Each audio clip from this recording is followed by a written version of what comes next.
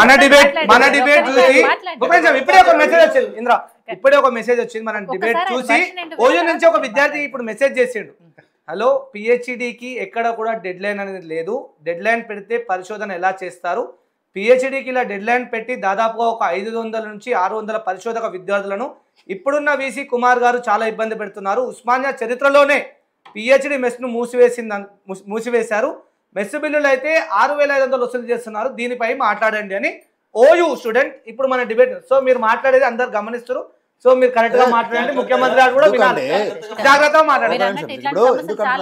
చాలా ఉన్నాయి, మీకు ఒక prevention is better than cure అని చెప్తున్నా.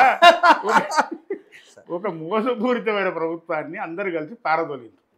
దాంట్లో నిరుద్యోగులు ఉన్నారు, ఉస్మానియా పిల్లలు ఉన్నారు, అందరూ అన్ని వర్గాల ప్రజలు ఉన్నారు.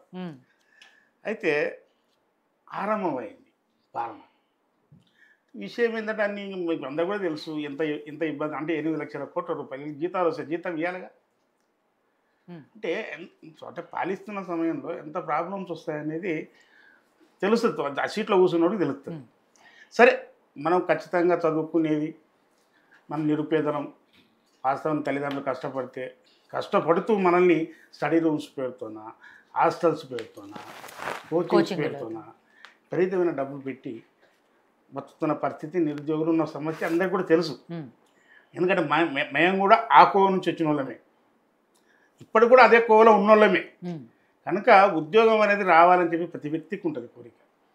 ముఖ్యమంత్రి గారే స్వయంగా ఉస్మానియా యూనివర్సిటీ వస్తుంది, మీరు తీసుకుపోయి ఆయన కలుపుడా కాదు, మీ దగ్గరికి ఆయన వస్తుంది. ఖచ్చితంగా ఆ రోజు ఆయన ఏం మాట్లాడుతున్నారు మీరు వినండి. ఎంతసేపు ఉంటారన్న వాళ్ళు? మేబీ నువ్వు చెప్పినట్టు 4-5 గంటలు కూడా ఉండొచ్చు. అక్కడ గంటే అని చెప్పారు. ఈ రోజు నేను పోయి మాట్లాడితే పోలీసు వాళ్ళు నన్నే తీసుకుపోయినారు. ముఖ్యమంత్రి గారు ఒక సాయంత్రం వరకు ఉన్నారంటే మొన్న ఎవరన్నా ఆ స్లమ్ ఏరియాకి పోతారని ఎవరన్నా కలలు కన్నారా? బాధ్యత అండి.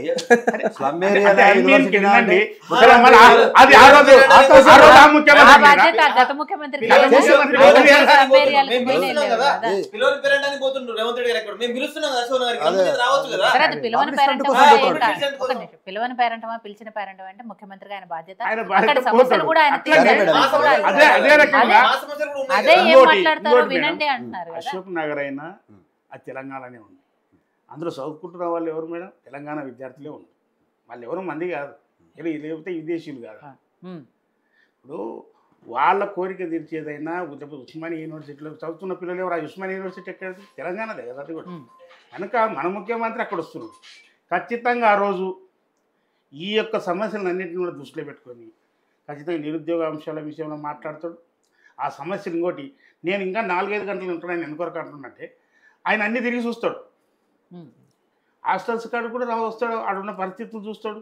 వాస్తవానికి అవన్నీ చాలా పాడుపట్టుకొని కూడా ఉన్నాయి, కొన్ని హాస్టల్స్ రూమ్సే కానీ ఆ రకంగా ఉన్నాయి. కనుక ఖచ్చితంగా చూస్తాడు. వాటన్నిటిని బాగు చేయడం కోసమే నిజానికి ఆయన వస్తున్నట్టు ఉంది. దాన్ని వెయిట్ చేసి ఎదురు చూడాలి తప్ప దాని మీద మనం ఆందోళన చెందవలసిన అవసరం లేదు. అంటే యూనివర్సిటీకి రావాల్సిన నిధులు ఉన్నాయి, అట్లా ఇప్పటివరకు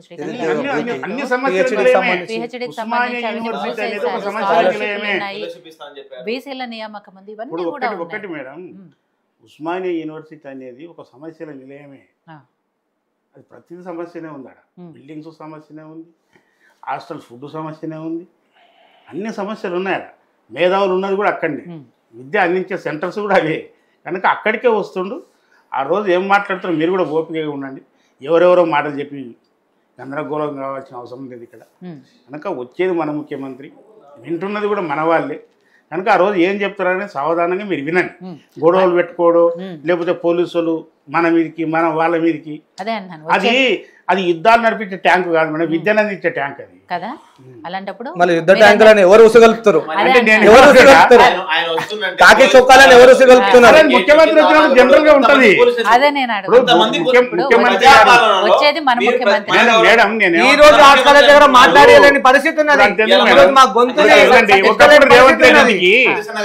మన ముఖ్యమంత్రి వస్తున్నాడు, రేవంత్ రెడ్డి గారు వస్తున్నారు. మంచిది, మన రేవంత్ రెడ్డి గారే ప్రజాపాలన అంటున్నారు. ఇలా ఎన్సీసీ గేట్ కాడ నుంచి తార్నాక రోడ్డు వరకు అంతమంది పోలీసులు మోహరించిన అవసరమా? అంతమంది పోలీసులు 2 రోజుల ముందు నుంచి 2 రోజుల ముందు నుంచి ఇలా మా మిత్రురాలు అరెస్ట్ చేయడం జరిగింది కదా. అదే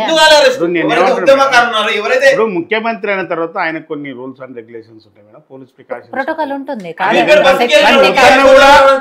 వద్దన్నా కూడా సతీష్ గారు వద్దన్నా కూడా వాళ్ళు అట్లా కూడా లేదు కదా. మీరే అన్నారు మన ముఖ్యమంత్రి అని, ప్రజాపాలనని. వాళ్ళు మన తెలంగాణ బిడ్డలే కదా, వాళ్ళు అడిగేది కూడా ఉద్యోగాలే కదా. దానికోసం ఇవాటి నుంచే 2 రోజుల ముందు నుంచే హడావిడి చేస్తూ వాళ్ళని ఆల్రెడీ అరెస్ట్ చేస్తున్నారు. అంతకుముందు చలో గాంధీ భవన్ అంటే అరెస్టులు చేశారు, చలో సెక్రటేరియట్ అంటే అరెస్టులు చేశారు. ఇవాళ యూనివర్సిటీకి వెళ్తున్న సందర్భంలో ముఖ్యమంత్రి వెళ్తున్నాడంటే కూడా 2 రోజుల ముందు నుంచి వాళ్ళని అరెస్టులు చేస్తారు. ఒక్కటి మేడం, అది ఉద్యమకారులు కాదు, అది కాదన్నా. గుడ్డు పెట్టే కోడికి ఆ నొప్పి తెలుసు. సో రేవంత్ రెడ్డికి నొప్పి తెలిసి ఇంకా మన నొప్పి పెట్టినట్టు చేస్తాడా? ఉద్యమకారులని కాదు అక్కడ. వాళ్ళంతా వాళ్ళు చదువుకోవడానికి వచ్చిన విద్యార్థులు, వాళ్ళంతా చదువుకుంటున్న వాళ్ళు నిరుద్యోగులు. వాళ్ళు ఉద్యమకారులు సమస్య కోసం పోరాటం చేయడం ఉద్యమం అంటారు. కానీ ఉద్యమకారులు అంటే అదో సర్టిఫికెట్ మేడం, నాకు అర్థం కాదు కాదు కదా. జీవితం మొత్తం ఉద్యమాలు. అది కాదు నేను ఏమంటున్నా, ఉద్యమకారులు మీరు ఒక్క నిమిషం సతీష్ గారు, మీరు ఉద్యమకారులకు క్షమాపణ చెప్పాలి. క్షమాపణ చెప్పాలి. ఉద్యమకారులు తెలంగాణ రాష్ట్రం ఎక్కడ ఉంది?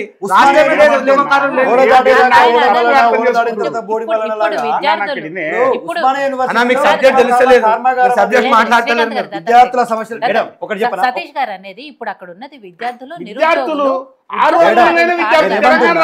తెలంగాణ ఉద్యమంలో పాల్గొన్న విద్యార్థులు ఇంకా అక్కడ పిహెచ్డీ చేసిన వాళ్ళు ఉన్నారు, అక్కడ నిరుద్యోగ సమస్య మీద కొట్లాడుతున్న వాళ్ళు ఉన్నారు. మీకు ఒక విషయం తెలవాలి, ఇప్పుడు పెట్టింది పిహెచ్డీ విద్యార్థి. ఒక నిమిషం, తెలంగాణ రాష్ట్రంలో ఉస్మానియా యూనివర్సిటీ అంటే ఈ తెలంగాణ రాష్ట్రానికి ప్రధానమైనటువంటి ప్రతిపక్ష పాత్ర పోషించేది. ఈ తెలంగాణ రాష్ట్రంలో కేవలం విద్యార్థుల సమస్యల మీద మాత్రమే కొట్లాడే వేదిక ఉస్మానియా యూనివర్సిటీ కాదు. ఈ తెలంగాణ రాష్ట్రంలో ఎక్కడో ఆసిఫాబాద్లో ఒక మహిళ మీద అత్యాచారం జరిగితే ఉస్మానియా యూనివర్సిటీలో దిష్టిబొమ్మగాలు పెడతారు. ఎక్కడో గర్భగుడిలో ఆడపిల్ల ఆసిఫా అనేటువంటి అమ్మాయి చనిపోతే ఇక్కడ ప్రోగ్రామ్స్ జరుగుతాయి. ఎక్కడో కుల వివక్ష మీద ఒక దళితుల మీద దాడి జరిగితే ఉస్మానియా యూనివర్సిటీలో రౌండ్ టేబుల్ సమావేశాలు జరుగుతాయి. సబ్బండ వర్గాలకు సకల జనులకు ప్రతి సమస్యకు పరిష్కారం చూపెట్టే మార్గనిర్దేశం చేసేటువంటి కేంద్రం ఉస్మానియా యూనివర్సిటీ. అక్కడ విద్యార్థులు ఉంటారు, ఉద్యమకారులు ఉంటారు, మేధావులు ఉంటారు. అక్కడ ఉన్నటువంటి విద్యార్థుల్లో దళిత సంఘాల నాయకులు ఉంటారు, బహుజన సంఘాల నాయకులు ఉంటారు, తెలంగాణ ఉద్యమకారులు కూడా ఉంటారు. అట్లాంటి ఉద్యమకారులు ఉండేటువంటి అడ్డాలో అట్లాంటి ప్రాంతాన్ని మీరు ఉద్యమకారులు ఎక్కడ ఉన్నారండి? వాళ్ళు నిరుద్యోగులు అని అంటే తెలంగాణ రాష్ట్రాన్ని, తెలంగాణ ఉద్యమాన్ని బ్రతికించేటువంటి ప్రాంతం, అది ప్రాణం పోసేటువంటి ప్రాంతం. తెలంగాణ ఉద్యమానికి జీవం పోసింది అది. ఉస్మానియా యూనివర్సిటీ లేకపోతే తెలంగాణ రాష్ట్రమే లేదు, తెలంగాణ రాష్ట్రమే లేదు ఇవాళ ఉస్మానియా యూనివర్సిటీ లేకపోతే. సతీష్ గారికి కూడా తెలుసు కదా ఉస్మానియా యూనివర్సిటీ అనేది ఒక విద్యాలయం మేడం. సమస్యల కోసం పోరాటం చేస్తారు, కానీ దానికి ట్యాగ్ కాదు కదా.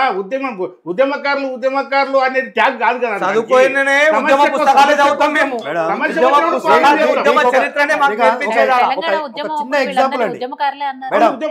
ఒక చిన్న ఎగ్జాంపుల్, సతీష్ అన్న, మీరు ఉస్మానియా యూనివర్సిటీకి చాలా సార్లు వచ్చుంటారు. సామాజిక ఉద్యమాల్లో భాగంగా, ఎంఆర్పిఎస్ ఉద్యమాల్లో భాగంగా, లేకపోతే ఇంకా ఏదో దళిత భోజన ఉద్యమాల్లో భాగంగా మీరు వచ్చుంటారు. మీకు ఒక చిన్న ఎగ్జాంపుల్ ఏంటంటే మేడం, ఉస్మానియా యూనివర్సిటీలో ఉన్నటువంటి ఒక విద్యార్థి నాయకుడు మెస్ బిల్లుల కోసం పోరాటం చేస్తుంటే ముఖ్యమంత్రి చెన్నారెడ్డి గారు దిగొచ్చి విద్యార్థులతో పాటు అదే మెస్లో కూర్చొని భోజనం చేసినటువంటి చరిత్ర ఉస్మానియా యూనివర్సిటీకి ఉంది. అది ఉస్మానియా యూనివర్సిటీ విద్యార్థుల పోరాటం అని చెప్తా ఉన్నా. ఒకసారి రైతుల ఆత్మహత్యలు జరిగితే, ఒకసారి కారం చెడు సంఘటన జరిగితే, ఒకసారి చెండూరు సంఘటన జరిగితే ఆ ప్రాంతంలో ఉన్నటువంటి అన్ని పార్టీల రిప్రజెంటేటివ్స్ వచ్చి ఉస్మానియా యూనివర్సిటీ వేదికగా గలం విప్పినటువంటి వాళ్ళు. ప్రణయ్ హత్య, ఒక ప్రేమ జంట ఒక అప్పర్ క్యాస్ట్ అమ్మాయిని పెళ్లి చేసుకోండి అని చెప్పేసి ప్రణయ్ అనేటువంటి విద్యార్థి ఒక అమ్మాయిని ప్రేమించి పెళ్లి చేసుకుంటే ఇది కులదురంకారానికి ప్రతీకగా జరిగినటువంటి హత్య అని చెప్పేసి వాళ్ళ ఉస్మానియా యూనివర్సిటీలో బహిరంగ సభలు పెట్టి గర్జించినటువంటి సందర్భం ఉస్మానియా యూనివర్సిటీలో ఉంది. అందుకే నేను చెప్తా ఉన్నా, ఉస్మానియా యూనివర్సిటీ అంటే కేవలం పిల్లలు చదువుకుంటారు, ఉద్యోగాలు సంపాదించుకుంటూ వెళ్ళిపోతారనే కాదు, అక్కడ అన్ని రకాల విద్యార్థులు ఉంటారు, సామాజిక ఉద్యమకారులు ఉంటారు, బాబాసాహెబ్ అంబేద్కర్ ఆశయాలను నడిపే వాళ్ళు ఉంటారు, పూలే అంబేద్కర్ ఆశయాలు నడిపే వాళ్ళు ఉంటారు, ప్రభుత్వంపై కొట్లాడేటువంటి వాళ్ళు ఉంటారు. వాళ్ళ ప్రభుత్వం 2 లక్షల ఉద్యోగాలకు మాటిచ్చింది. ఆ ఉద్యోగాల గురించి ప్రశ్నిస్తే మేము ప్రభుత్వానికి శత్రువులం అయిపోతామా? నిరుద్యోగులు ఇవాళ నీకు శత్రువులాగా కనిపిస్తారా? మరి ఇదే నిరుద్యోగులు భుజాల మీద ఎత్తుకొచ్చి ఆ వేదిక మీద కూర్చోబెట్టి నీకు మైకిచ్చి మాట్లాడమన్నాడు. మరి ఈ విద్యార్థుల గురించి మాట్లాడలేదు. ఆ రోజు వాళ్ళని గుండాలుగా రౌడీలుగా చూసి అరెస్టులు చేయలేదు. మరి నేను అదే అంటా ఉన్నా, ఏ నాయకుడైనా కూడా ఉస్మానియా యూనివర్సిటీని వాడుకోవడం, గద్దెనెక్కడం, గద్దెనెక్కిన తర్వాత ఉస్మాన్ యూనివర్సిటీ విద్యార్థులను శత్రువులాగా చూడడం, గుండాలాగా చూడడం, రౌడీలాగా చూడడం. ఇదే ముఖ్యమంత్రి రేవంత్ రెడ్డి గారు ఒకరోజు ఏమన్నారండి, ఆ ఉస్మాన్ యూనివర్సిటీ విద్యార్థులు బీరి బిర్యానీకి పనిచేసే వాళ్ళండి, ఎవడో డబ్బులు ఇస్తే వాళ్ళ కోసం వచ్చి పనిచేస్తారు, చిల్లర వాళ్ళని చెప్పి మాట్లాడారు. ఇదే ముఖ్యమంత్రి గారు రేవంత్ రెడ్డి గారు ఇవాళ ముఖ్యమంత్రి అయిన తర్వాత ఉస్మాన్ యూనివర్సిటీ విద్యార్థులను అంత హేళనగా మాట్లాడాడు. మేము అదే తాను నువ్వు ఉస్మాన్ యూనివర్సిటీలో అడుగు పెడితే ఖచ్చితంగా ఇవాళ ఈ విద్యార్థి లోకానికి మొత్తానికి కూడా క్షమాపణ చెప్పాల్సిన అవసరం ఉంది. ఆయన ఏ విషయంలో నువ్వు విద్యార్థుల గురించి చులకనగా మాట్లాడిన సందర్భం గురించి మాట్లాడుతూ ఉన్నాం, నువ్వు 2 లక్షల ఉద్యోగాల గురించి ఇచ్చినటువంటి హామీ గురించి మాట్లాడుతూ ఉన్నాం, నువ్వు ఉస్మాన్ యూనివర్సిటీలో పిహెచ్డీలు చేస్తున్న విద్యార్థులకు పిహెచ్డీలో జాయిన్ అయితే ₹1,00,000 ఎంబటే ఇస్తా అని చెప్పినాం. వాటి గురించి మేము అడుగుతున్నాం. ఇవాళ మీరు మీ ప్రభుత్వంలో ప్రతినిధులుగా మీరు బాధ్యులుగా ఉన్నారు కాబట్టి మీరు సమాధానం చెప్పండి. మీ ముఖ్యమంత్రి గారిని ఒప్పించి తీసుకురండి. ఇవాళ ఎవరెవరో విద్యార్థులు ఉస్మానియా యూనివర్సిటీలో నిరుద్యోగుల ప్రతినిధులుగా పనిచేసినటువంటి వాళ్ళు ఇవాళ మానవతరాయ్ కావచ్చు, అద్దంకి దయాకర్ కావచ్చు, నిరుద్యోగుల జెండా మీద నిరుద్యోగుల